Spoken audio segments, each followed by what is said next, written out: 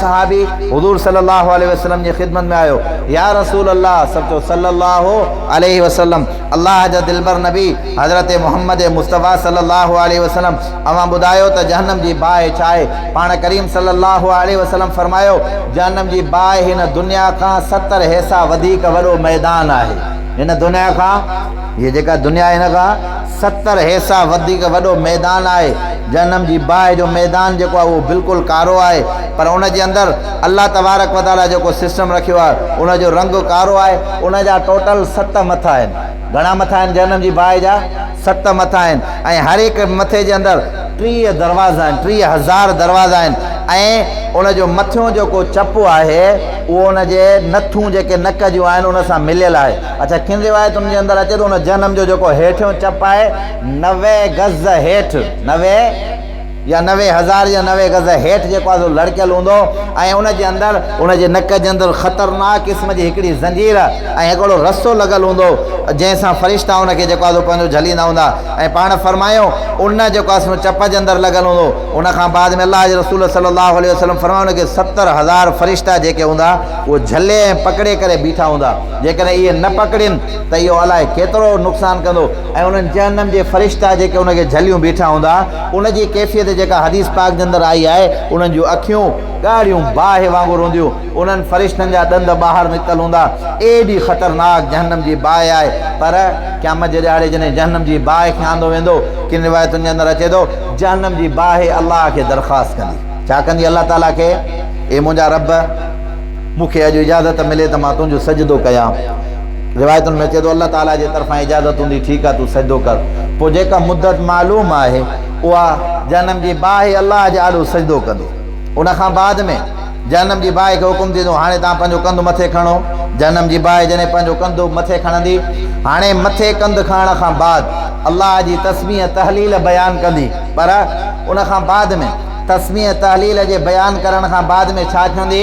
मां उन अल्लाह जो शुक्र थी कयां जंहिं रब साईं मूंखे इन जे लाइ बणायो आहे त मां अल्लाह जे नाफ़रमाननि खां उन जे कयल अमलनि जो जेको आहे बदिलो वठां। पर अल्लाह साईं मूंखे बणायो इन्हनि जे लाइ आहे ऐं मां उन रब जी तारीफ़ कयां थी पई। जहन्नम जी बाहि चवंदी जंहिं मूंखां बदिले जे लाइ का बि शइ न आहे बणाई। जहन्नम जी बाहि त उन्हनि खां बदिलो वठंदी, पर जहन्नम जी बाहि खां बदिले वठण वारी का बि शइ रब साईं पैदा न कई आहे। रिवायतुनि जे अंदरि अचे थो उन खां पोइ जॾहिं जहन्नम जी बाहि पेश थींदी, पहिरें दफ़े में जॾहिं हीअं जहन्नम जी बाहि जॾहिं ईंदी त हिनखे ॾिसी करे तमामु अंबिया, सिद्दीक़, शुहदा, सालिहीन सभु गोॾनि पर बीठा हूंदा। ॿिए दफ़े जॾहिं ॾिसंदा हीअं रड़ कंदी, उन जे रड़ करण जे करे एतिरो तेज़ आवाज़ु हूंदो जो जेके बि माण्हू हूंदा उन्हनि जे अखियुनि मां जेके ॻोढ़ा हूंदा उहे ॻोढ़ा उन्हनि जा ख़तमु थी वेंदा। टियों दफ़ो जॾहिं रड़ कंदी, अहिड़ा माण्हू जिन जा अमल क़यामत जे ॾियारे पैगंबरनि जे अमलनि जे बराबरि हूंदा उहो ॾकणु शुरू थी वेंदा। चवंदा त हाणे असांजो ख़ैरु कंहिं बि क़िस्म जो न आहे। जेकॾहिं इहा आई त असांखे बि जेको आहे पंहिंजो सरड़े रखंदी। उहे बि माना पंहिंजो ख़ामोशी जे अंदरि हर माण्हू, किन रिवायतुनि जे अंदरि अचे थो जॾहिं आख़िरी दफ़ो हीअं रड़ कंदी त हज़रत जिब्राइल, हज़रत इसराफील, हज़रत मीकाइल ऐं हज़रत इब्राहीम ख़लीलुल्लाह, हज़रत इब्राहीम अलैहिस्सलातु वस्सलाम अल्लाह जे अर्श खे हीअं झलियूं बीठा हूंदा। पर उहे बि चवंदा नफ़्सी नफ़्सी। हर माण्हू जी ख़्वाहिश, को कंहिं माण्हू खे कोन सुञाणींदो क़यामत जे ॾियारे हे मुंहिंजे चाचे जो पुटु आहे। क़यामत में को बि कंहिंखे न सुञाणींदो। वला तज़रु वाज़रतुम विज़रा उख़रा। हर कंहिंखे पंहिंजो वज़न, जंहिं नेकी कई आहे उनखे नेकी जो बदिलो मिलंदो, जंहिं बुराई कई आहे उनखे बुराई जो बदिलो मिलंदो। हाणे जहन्नम जी बाहि अची वई। हाणे हिन जहन्नम जी बाहि जे मथां पुल सरात क़ाइमु थींदी। पुल सरात अजाए जेका वार खां सनी तलवार खां तिखी। असां ऐं तव्हां बुज़ुर्गनि खां ॿुधो आहे, उलमा खां ॿुधो आहे त उनजी जेका आहे पंहिंजो तेज़ी एॾी आहे, तलवार खां वधीक तिखी आहे, वार खां वधीक सनी आहे। पर जिन अमल सुठा कया, जिन नेक अमल कया, जिन सालिह अमल कया अल्लाह जे हुक्म जे मुताबिक़, उन जूं काफ़ी मामलात ऐं मसाइल उहो कीअं जहन्नम जी उन पुलसरा जी पुल खां गुज़री वेंदा। सभ खां पहिरें नंबर जी ॻाल्हि छा, इहा जेका पुलसरा जी पुल आहे इहा हिकिड़ी हूंदी या वधीक हूंदियूं? पुल हिकिड़ी हूंदी, किन उलमा मुहद्दिसीन फरमायो उन में 7 तबका हूंदा। उन पुलसरा जी पुल जे अंदरि छा हूंदा बाबा? 7 तबका। अच्छा, किन रिवायतुनि जे अंदरि अचे थो उते मुख़्तलिफ़ अमलनि जी जांच बि कई वेंदी।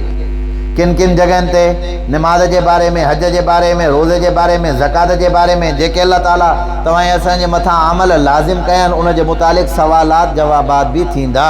बहरहाल पोइ जेके नेक हूंदा हिकिड़ा त ईअं हूंदा हीअं ख़बर ई न पवंदी, अखि बंदि करे, अखि छिंब जंहिंखे चवंदा आहिनि, अखि बंदि करे हीअं जो अखि खोल त हितां खां उहो पुरसला जे परे पासे ते बीठो आहे अमलनि जे करे। के माण्हू अहिड़ा हूंदा जेके डोड़ंदा वेंदा, भॼंदा वेंदा। के माण्हू माना जेको आहे सो पंहिंजो जीअं घोड़े ते माण्हू भॼंदो आहे या घोड़े वारी सवारी ते, हिकिड़ा माण्हू वरी पंधु वेंदा, हिकिड़ा माण्हू आहिस्ता। इहो सॼो मामिलो ऐं मसइलो जेको थींदो उहो कंहिंजे हिसाब सां थींदो बाबा? अमलनि जे हिसाब सां। इहो मौज़ू अलॻि आहे, इहो टॉपिक अलॻि आहे। बहरहाल 7 तबक़ा हूंदा जनम जी बाहि जा। घणा तबक़ा हूंदा पुलसरा जी पुल ते बाबा? ऐं हिकिड़े तबक़े खां वठी ॿिए तबक़ो जेको हूंदो उन जे अंदरि जेको फ़ासिलो आहे ॿुधायो थो वञे तक़रीबन 70,000 साल माण्हू इहो सफ़र करे हिकिड़े तबक़े खां ॿिए तबक़े ताईं फ़ासिलो आहे। हिक ॿिए खां ईअं तबक़ा वॾा आहिनि। आई ॻाल्हि सम्झ? ऐं जेको आख़िरी तबक़ो आहे 7हों पुलसरा जी पुल जे मथां जेको आख़िरी तबक़ो आहे 7हों, उहो सभिनी खां वधीक सख़्तु ऐं अज़ियत वारो हूंदो ऐं उन जे अंदरि एॾो ख़तरनाक मामिलो हूंदो। हाणे फरमाईं त जेको ॿिया तबक़ा हूंदा उन खां 70 हिसा वधीक हिन जे अंदरि अज़ियत वारो मामिलो हूंदो। उन तबक़े जे अंदरि जेके बि माण्हू हूंदा वेंदा जनम जी बाहि जे अंदरि वञी करे सड़ंदा। उन में बाक़ाइदा वायूं हूंदियूं, शाखूं वग़ैरह जेको आहे सो हूंदियूं, जंगल उन जे अंदरि हूंदा, जबल उन जे अंदरि हूंदा। पर जबलनि जी कैफ़ियत बि इहा बयानु कई वई आहे। हर हिकिड़ो जबल एतिरो वॾो हूंदो जो हर हिकिड़े जबल जे अंदरि 70,000 ॾार हूंदा। शगाफ़ न हूंदा आहिनि, ईअं ॾार हूंदा आहिनि वॾा, 70,000 ॾार। ऐं हर हिकिड़े ॾार जे अंदरि 70,000 थूअर जा वण हूंदा।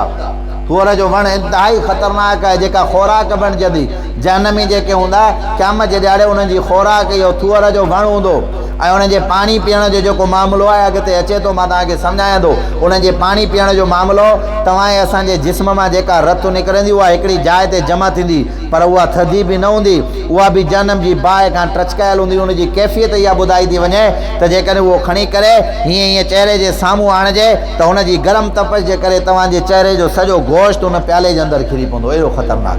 त बहरहाल हर हिकिड़े जबल जे अंदरि 70,000 ॾार हूंदा। हर हिकिड़े ॾार जे अंदरि 70,000 थूअर जा वण हूंदा।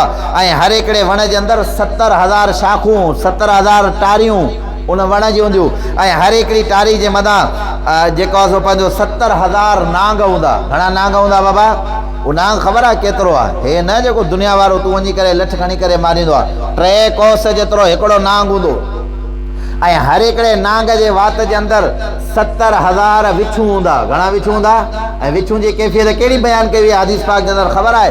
हर हिकिड़ो विछू ॾाची जेतिरो हूंदो। हा, ऐं उन जे पुठ जे मथां 70,000 पटा हूंदा। उहे पटा छा जा हूंदा? उहे पटा ज़हर जा हूंदा। ज़हर हुनजो असरु एतिरो आहे।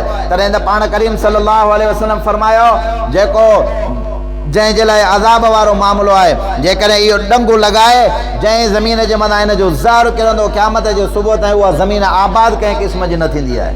इहे छा कंदा? इहे तव्हां ई असांजे लाइ जिन माण्हुनि अलाह जे रसूल खे ईज़ायो आहे उन्हनि जे लाइ अज़ाब जे लाइ हर वक़्तु तयारु हूंदा। अलाह जे तरफ़ां जॾहिं हुकुम थींदो। आई ॻाल्हि सम्झ में?